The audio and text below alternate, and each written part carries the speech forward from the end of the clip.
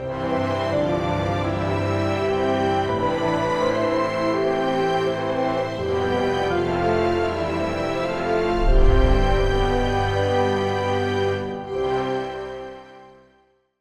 본문은 우리 신앙인들이, 믿음의 사람들이 어떤 관점으로 살아가야 될 대한 아주 놀라운 기준을 우리에게 말씀해 주고 있어요. 오늘 1절 말씀의 배경이 나와 있는데요. 자, 1절 한번 열어주세요. 바리새인과 사두개인들이 와서 예수를 뭐하여? 시험하여 라고 말합니다. 예수님 앞에 와서도 하나님의 아들이 눈앞에 계시는데도 여전히 시험하는 사람들이 있을 수 있어요. 저는 우리 좋은 나무 교회 안에는 단 한 사람도 예수님을 시험하여 만나는 것이 아니라 믿음으로 만날 수 있기를 축원합니다. 그들이 뭘 구했냐면 하늘로부터는 표적 보여달라고, 표적 보이기를 청했다라고 말씀하세요. 이 질문을 받은 예수님은 그 표적에 대한, 그러니까 쉽게 얘기하면 이런 거죠. 이제까지 그 많은 표적을 봤단 말이에요. 바디메오가 눈을 뜨고 또 물이 변하여 포도주도 되고 예수님을 따랐던 많은 표적들이 좀 있었는데 그들은 진짜 화끈한 표적을 좀 보여달라고 지금 얘기하는 거예요. 그때 예수님의 대답은 매우 심플합니다. 2절에 보니까 예수께서 대답하여 이르시되 너희가 저녁에 하늘이 붉으면 날이 좋겠다 하고 3절에 보니까 아침에 하늘이 붉고 흐리면 오늘은 날이 굳겠다 하나니. 그러니까 그 전날 하늘이 붉으면 아침에 안개가 많이 끼면 그 낮은 날씨가 좋을 것을 예측할 수 있다는 거예요. 그러면서 너희가 날씨는 분별할 줄 알면서 시대의 표적은 분별할 수 없느냐라고 물어보셔요. 표적을 따라가는 신앙이 있어요. 표적을 보고 믿음을 이어나가는 사람들이 있어요. 그래서 예수님은 4절에 결론적으로 이렇게 말씀합니다. 한번 다 같이 읽어볼까요? 악하고 음란한 세대가 표적을 구하나 요나의 표적 밖에는 보여줄 표적이 없느니라 하시고 그들을 떠나 가시니라. 자, 이 요나의 표적은 뭘 의미하냐면 바로 예수님이 저와 여러분의 죄를, 온 인류의 죄를 한 몸에 다 뒤집어 쓰시고 십자가에 매달려 돌아가신 사건, 그리고 3일 만에 죄와 죽음의 연수를 뚫고 부활하신 바로 십자가와 부활이 바로 요나의 표적이라는 거예요. 그래서 오늘도 예수님을 믿는 사람은 이 죄로부터 누구도 자유할 수 없지만 이 죄로부터 승리하고 죄를 이길 수 있는 힘이 예수님의 십자가를 통해서, 부활을 통해서 열려져 있는 줄로 믿습니다. 자, 요나를 통해서 약속해 주셨던 이 확실한 표적, 십자가 부활 외에 어떤 표적을 보여줘도 사람들은 일시적으로 믿는 것 같은데 다시 옛날로 돌아갈 수밖에 없어요. 결국 믿지 않는 그들을 예수님은 함께 할 수 없어서 그들을 떠나시게 됩니다. 우리 좋은 나무 교회에 정말 많은 하나님의 일하신 표적들이 있었는데 그 근거되는 치유에 정말 트레이드 말씀과 같은 말씀이 있어요. 마가복음 16장에 보면 암송 구절이기도 한데 믿는 자들에게 이런 표적이 따르리 말씀하시면서 첫 번째는 그들이 내 이름으로 귀신을 쫓아내며 어둠의 영혼 따라갈지어다, 새 방언을 말하게 될지어다, 뱀을 집어 올리게 될지어다, 무슨 독을 마실지라도 해를 받지 않게 될지어다, 병든 사람에게 손을 얹은 즉 나을지어다. 정말 이 말씀 그대로 우리 간증집에 보면 이런 사건들이, 표적들이 엄청나게 많았어요. 그런데 말입니다. 중요한 것은 이 표적이 매우 유의미하고 중요한 것은 맞는데 그럼 왜 표적을 주셨는지, 왜 요나의 표적밖에 없다고 말씀하셨는지 우리는 정신을 잘 차려야 돼요. 아싸 나 병 고쳤어, 응답받아서 나 정말 그토록 내가 해결할 수 없던 문제가 해결됐어. 이거 필요하죠. 근데 이 표적을 주신 이유, 이런 하나님의 초자연적인 역사를 허락하신 이유가 있다는 거예요. 그게 바로 마가복음 16장 맨 마지막 끝절이 뭐냐면 20절인데요. 20절은 이렇게 말씀합니다. 다 같이 한번 같이 읽을게요. 제자들이 나가 두루 전파할 때 주께서 함께 역사하사 그 따르는 표적으로 말씀을 확실히 증언하시니라. 아멘. 자, 제자들이 나가서 복음을 전하는 거예요. 예수님의 십자가 부활을 전할 때 주님께서 성령께서 함께 역사해서 그 따르는 뭘 주시냐면 표적을 주신다는 거예요. 표적이 목적이 아니고요. 표적은 하나의 도구라는 거예요. 저 옆에 분에게 표적은 도구입니다. 그러면 이 표적을 왜 주셨냐면 뭘 정언하라고? 말씀. 말씀은 바로 예수님이 말씀이셔요. 하나님이 말씀으로 줬어요. 그래서 말씀을 확실히 증언하라고 주신 게 바로 표적이라는 거예요. 근데 우리는 표적에 너무 우리의 포커스가 맞춰 있다 보니까 하나님이 어떤 분이신지, 예수님의 십자가 부활인지 뭔지를 우리가 때로는 놓치고 살아갈 수 있다는 것을 예수님은 말씀을 통해서 우리에게 지금 또다시 가르쳐 주고 계세요. 표적 자체가 아니라, 응답 자체가 아니라 그 표적을 허락하신 그분, 응답과 인생의 모든 문제의 해답이 되신 예수 그리스도를 잘 전하는 것, 그것이 바로 우리에게 표적을 주신 하나님의 확실한 이유고, 또 그 표적을 통해서 우리가 사명이 있는 줄로 믿습니다. 자, 표적을 통해 주신 약속이 첫 번째는 뭐냐면, 따라합니다. 예수님은 살아계십니다. 말씀은 반드시 이루어집니다. 예수님을 믿으면 우리도 부활하여 천국에 갑니다. 자, 이걸 뭐 하라고요? 잘 전하라고. 이걸 모르고 살아가는 내 가족들과 이웃들에게 이걸 잘 전하라고 표적을 주셨다는 거예요. 자, 근데 이렇게 질문했던 바리새인과 사두개인들을 향해서 예수님이 더 이상 말씀하지 않으셔요. 논쟁하지 않으셔요. 그리고 5절에 보니까 제자들이 건너편으로 갈새 예수님이 이제 갈릴리 그 호수를 건너서 건너편으로 갑니다. 근데 그 땅이 어디 땅이냐면 바로 이방 땅이에요. 자, 여기 보니까 떡 가져가기를 잊었더니 했는데 오늘 우리도 떡을 먹습니다. 네, 여러분 걱정 안 하셔도 돼요. 네. 이 떡 가져가는 게 왜 문제냐면 거기 가서 떡 사 먹으면 되지 싶잖아요. 근데 이들에게 뭐가 있냐면 유대인들은 특별히 이방인들과 함께 말을 섞거나 그들과 매매하거나 그들과 함께 음식을 먹는 것을 매우 금기시했어요. 그러니까 이들이 거기를 갈 때 우리 떡 안 가지고 왔는데 하는 게 이게 하나의 이슈가 될 수 있다는 거예요. 자, 근데 하필 그때 예수님이 뭐라고 말씀하시냐면 지금 떡 안 갖고 온 거에 대해서 지금 딱 제자들이 얘기할 때 예수님이 공교롭게 오비락처럼 6절에 이렇게 말씀하십니다. 예수께서 이르시되 삼가 다 같이 한번 읽어볼게요. 삼가 바리새인과 사두개인들의 누룩을 주의하라 하시니.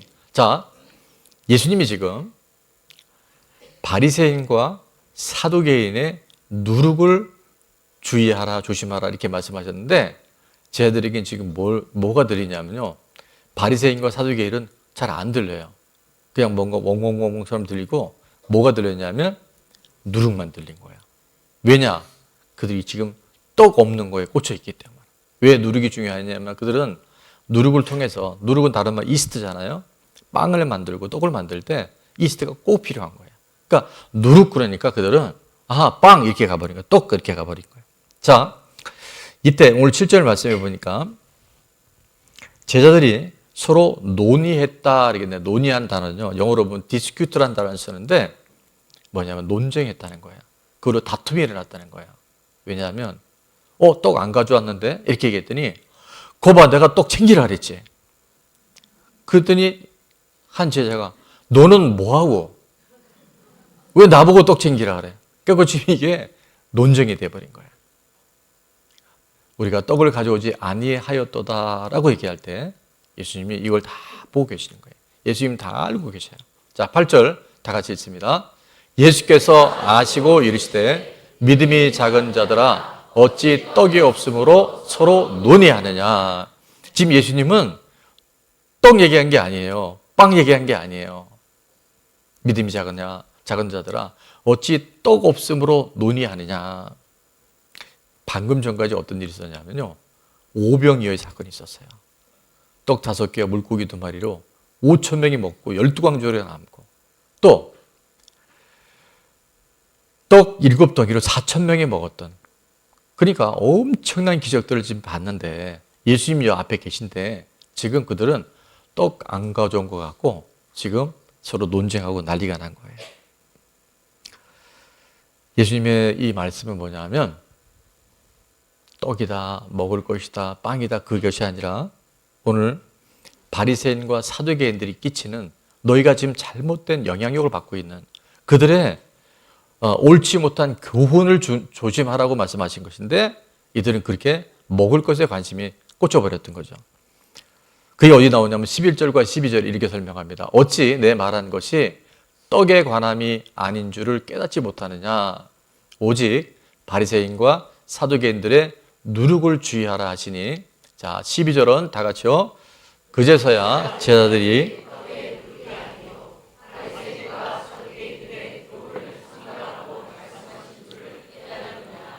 아멘.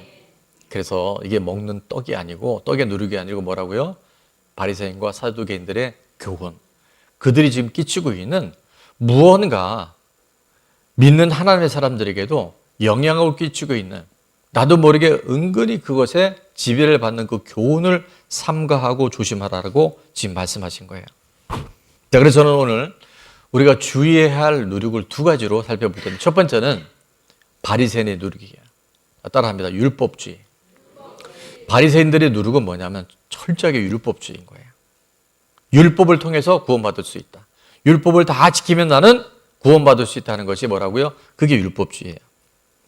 여러분 율법은 좋은 걸까요? 나쁜 걸까요? 예, 잘 쓰면 좋은 거고 잘못 쓰면 나쁜 것이 될 수 있어요. 율법 자체는 좋은 겁니다. 왜냐하면 그 율법을 통해서 하나님의 뜻이 어디 있는지를 우리는 알게 돼요.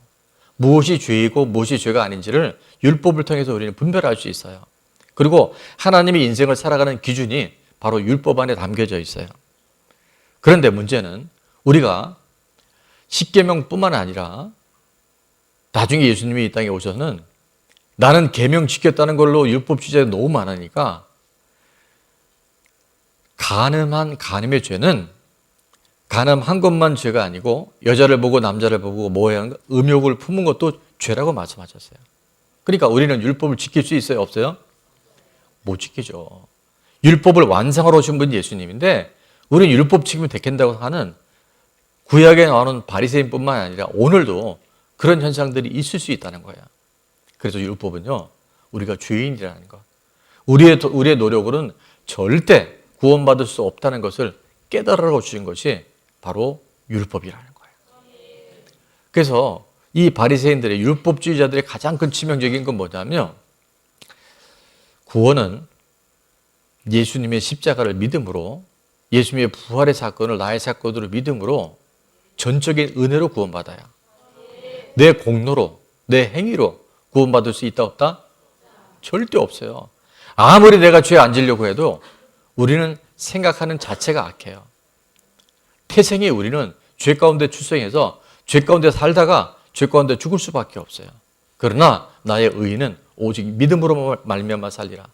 예수님의 십자가가 나의 십자가임을 믿는 그 사람들에게는 구원의 역사가 일어난 줄 믿습니다. 자, 한 가지 더 주의해야 할 누룩이 뭐냐면 따라합니다. 세속주의. 사두개인의 누룩은 바로 세속주의를 말하는 거예요. 세속주의는 어렵게 설명할 필요 없어요. 세상에 속해서 살아가는 게 세속주의예요. 자, 세속주의는 세상에 속해서 살아가는 것입니다. 시작. 그러니까 세상에 쩔어 살아가는 거예요. 보이는 게 전부인 거예요. 돈만 많이 벌면 돼, 성공하면 돼, 좋은 대학 가면 돼, 행복한 결혼 이루면 돼, 나쁘지 않아요. 근데 그게 끝이에요. 죽음 이후에 천국이 있든 지옥이 있든 영생이 있든 뭐든 보이는 게 전부야. 근데 여러분 살아보니 사실은 보이는 것이 중요하긴 하지만 성경은 분명히 말씀합니다. 보이는 것은 잠깐이요 보이지 않는 것은 영원하다고. 보이는 것은 보이지 않는 것들로 말미암았어요. 평균 수명이 들어서 100년, 120년, 재수 없어서 150년까지 산다고 하는데 영원한 시간 속에는 좀도 지나지 않잖아요. 순간에 지나지 않아요. 근데 이게 전부라고 우리가 속음에 살아가는 거예요. 이게 뭐냐면 바로 사두개인이고 이게 바로 세속주의인 거예요. 우리가 보지만요. 재벌들, 대통령, 장관, 국회의원, 장군 또 뭐 있습니까? 여러분 부러워하는 게 교수 나쁘다는 게 아니에요. 근데 그게 전부면 그게 가장 불행한 거예요. 그게 가장 비참한 거예요. 그래서 예수님 없이 잘 되는 게 그게요. 저주라니까요. 예수님 없이 너무 잘하는 게 그 귀신 들린 거라니까요. 지나칠 것 같죠. 성령이 임하시면요, 우리가 세상 따라가면 망해야 돼요. 아멘? 예수님 없이 잘 되면요, 그게 엄청난 위험이란 말이에요. 근데 우리는 거의 착각적이게 살아가니까 예수님 없이도 잘 살면 돼, 돈 벌면 돼, 병만 고치면 돼, 소화, 그 다음에 어떡하자는 거야. 그 끝이 얼마나 비참한데. 그래서 이 바리새인들은요, 천국에 대한 소망도 없다고 얘기하고, 사도행전에 보면 그들은 따라합니다. 부활도 없다. 부활에 관심이 없어요. 오직 지금 이 땅에서 잘 먹고 잘 살면 돼요. 내 새끼 잘 키우면 돼요. 그것이 그들의 믿음의 목적이라는 거예요. 그들은 왜 종교생활하는지, 그들은 왜 신앙생활하는지, 하나님을 믿는다는 이유는 뭐냐면요, 영원한 천국이 아니라 이 땅에서 잘 되는 것, 이 땅에서 떵떵거리고 사는 것, 이것이 바로 우리가 피해야 할 사두개인의 누룩, 바로 세속주의라는 거예요. 자, 그런데 말입니다. 오늘 바리새인과 이 바리새인의 율법주의와 사두개인의 이 세속주의가 달라도요, 좀 다른 게 아니라 얼마나 다른지 아세요? 네, 끝에서 끝이 달라요. 공통점이 하나도 없어요. 그들은 어떻게 두 사람의 두 부류의 비슷한 공통분모를 찾아본다고 한들 하나도 없는데 딱 하나 공통점이 있습니다. 그게 뭘까요? 예수님이 없다는 거예요. 예수님이 빠져 있다는 거예요. 이들 안에는요, 예수님이 없어요. 그리고 전부 내 열심, 아니면 이 세상에 성공고 잘 먹고 잘 사는 거, 이게 공통점이라는 거예요. 신구약 전체에서, 이 성경 전체에서 여러분 예수님이 빠지면 어떻게 될까요? 예수님이 빠지면 그게 율법주의로 갑니다. 행위 중심으로 가요. 지켜라, 그렇게 하지 마라. 그래서 어떤 세 가족에게 누가 전도를 해서 성경책을 선물을 했더니 이분이 와서 성경책을 던져버렸대요. 그래서 왜 그러냐 그랬더니 무슨 하나님이 이렇게 잔소리가 많냐고. 성경을 이렇게 전부 잔소리만 해놨다고. 근데 그렇게밖에 안 들리는 거예요. 그게 우리를 보호하시고 지키시려는 하나님의 사랑의 메시지인데요, 이게 전부 그렇게 들리는 거예요. 그래서 성경 전체에서 예수님 딱 빼고 나면 율법주의로 가는 거예요. 지켰냐 안 지켰냐, 했냐 안 했냐. 또한 예수님 없는 인생은요, 우리가 교회를 열심히 다녀도 너무나 자연스럽게 세상을 따라갈 수밖에 없는 세속주의자로 우리가 흘러갈 수밖에 없어요. 저도 목회를 하지만 우리 사역자들도 있고 여기 우리 목자를 포함한 정말 리더들이 있지만요, 이 세상 가운데 살다 보면 육신을 입고 있기 때문에 자연스럽게 인기, 돈, 또 사람들의 눈, 세상의 편안함, 좋은 차, 좋은 집, 전부 그런 쪽으로 흘러갈 수 있다는 거예요. 그래서 늘 깨워서 이 부분에 우리가 주님 앞에 나가지 않으면, 구속사로 깨어있지 않으면요, 우리는 그렇게 잠들 수밖에 없다는 거예요. 예수님을 주인으로 모시고 살아가면 내 죄가 보이고 십자가를 붙들게 되는 줄 믿습니다. 예수님을 주인으로 모시고 살아가면 세상에 살아가지만 이 세상 속에 섬기는 사람, 다른 영혼을 주님께로 인도하는, 전도하는 인생이 되는 줄로 믿습니다. 말씀이신 예수님 없는 인생은 율법주의 아니면 바로 세속주의예요. 우리가 다음 주에 우리 대통령 선거가 있는데 좌클릭 우클릭이 있잖아요. 우리 교회도 지금 그런 분들이 있단 말이에요. 근데 이 신앙 안에도요, 지금 율법주의와 이 세속주의가 우리 안에 지금 계속 있어요. 한쪽은 무조건 열심히 하면 돼. 내가 내 노력을 다해서 최선을 다하면 나는 구원받을 수 있고 하나님이 주신 거 다 누릴 수 있어. 여러분, 이게 바로 율법주의라면, 세속주의는 그게 뭐가 필요해? 내가 열심히 교회 다녀서 세상에 성공만 하면 되고, 지금 내가 갖고 있는 인생의 모든 무거운 짐이 해결되기만 하면 되지라고 하는 이 세속주의가 지금 우리 안에요, 다 들어와 있어요. 누구도 자유롭지 않아요. 그래서 예수님은 표적을 구하고 있는 이 바리새인과 사두개인들을 향해서 그들의 누룩을 주의해라, 표적을 분별해라, 그렇게 말씀하고 계세요. 자, 주의해야 할 바리새인과 사두개인의 누룩은 첫 번째, 같이 읽을게요. 하나님의 은혜는 붙들지 않고 내 노력과 아우르는 율법주의. 두 번째는 거룩한 하나님의 나라, 영원한 천국은 부정하고 육신의 편리한 삶만을 목적으로 삼는 세속주의. 이것을 조심하라는 거예요. 이거를 경계하라는 거예요. 이것을 주의하라고 말씀하시는 거예요. 자, 그러면 이 말씀을 듣고 있는 이제 배 안에서 이 제자들은 어땠을 것 같습니까? 제자들은 복음적으로 살고 있나요? 예수님이 계시니까? 네? 어땠을 것 같아요? 자, 그들이 갈릴리에서 건너편으로 가는 이방 땅으로 가는 배 안에 지금 예수님이 계신데, 그럼에도 여전히 그들은 뭐에 꽂혀 있다? 떡. 오늘 우리가 먹는 떡. 떡 안 가져온 거 갖고 지금 대판 붙은 거란 말이에요. 너는 항상 그렇게 정신줄을 놓고 살아. 내가 떡 챙기라 그랬지. 그럼 네가 나 안 갖고 왔으면 좀 네가 확인을 하든가. 떡 먹고 배부르고 여전히 세속적인 것들에 또 율법적인 것들에 했냐 안 했냐를 갖고 지금 살아가는 그런 모습이에요. 마지막 질문입니다. 여러분은? 저는?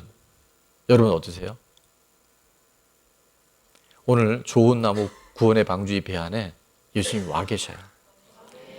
예수님이 그 수많은 이적과 죽은 나사로를 살리셨고 5병이요 7병이요를 통해서 5,000명 4,000명을 먹이고도 12광주를 남는 그분이 지금 우리와 함께 하시는데도 우리는 여전히 내가 좀 더 잘해야 되는데, 아니면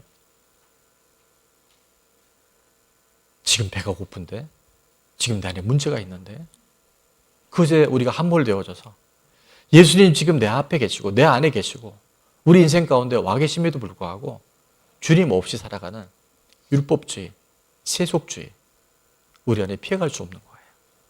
오늘 주님 말씀하세요. 너희들 바리새인과 사두개인들의 누룩을 조심해라. 깨어 있어라. 어느 순간 물들 수 있다는 거예요. 누구도 장사가 없어요.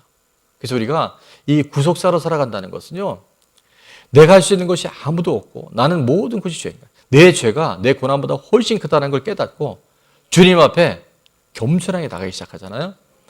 조롱과 수치를 잘 당하잖아요. 이 문제 앞에 우리가 자꾸 원망하지 않고 내 죄를 보기 시작할 때 주님은 우리에게 가르쳐 주셔요. 내가 너와 함께 있어. 내가 너의 자녀들을 키워줄 거고, 내가 너의 가정을 책임져 줄 거고, 좋은 나무의 주인은 부활하신 예수 그리스도가 주인이어서 그분이 우리에게 모든 것, 어떤 시험이 오고 사단의 공격이 와도 하나님이 지켜주신다는 그 믿음으로 우리는 돌파할 수 있는 거예요. 김포가 살아날 수 있는 거예요. 대한민국 하나님이 지켜주셔요. 이 믿음이 지금 율법주의도 아니고 세속주의도 아니고 복음주의, 구속사로 살아가는 하나님의 사람들에게 주시는 최고의 선물인 줄로 믿습니다. 따라합니다. 분별하고 주의해야 합니다. 무엇을 분별하고 주의해야 하는지는 이렇게 말씀했어요. 표적을 분별하고 바리새인과 사두개인의 그 구황, 표적을 주의해야 돼요. 결론적으로 9절과 10절에 예수님께서 너무 안타까우니까 말씀하셨어요. 너희가 아직도 깨닫지 못하느냐? 떡 5개로 5,000명을 먹이고 죽은 곳이 몇 바구니며 떡 7개로 4,000명을 먹이고 죽은 곳이 몇 광주리 너희지 기억하지 못하느냐? 내가 그런 일을 다 행했다고 한다면 앞으로 너의 인생은 네가 노력해 사는 것이 아니라 내가 도와주고 내가 너의 인생의 모든 것을 책임져 주기 때문에 너는 나를 믿고 살아가는 거야. 내가 너와 함께함을 신뢰하며 살아가는 거야. 11절에 어찌 내 말한 것이 떡에 관함이 아닌 줄을 깨닫지 못하느냐. 오직, 다시 한번 읽습니다. 오직, 시작. 오직 바리새인과 사두개인들의 누룩을 주의하라 하시니. 깨닫고 기억하며 살아가는, 날마다 분별하며 주의할 수 있는 저와 여러분 되시기를 축원합니다.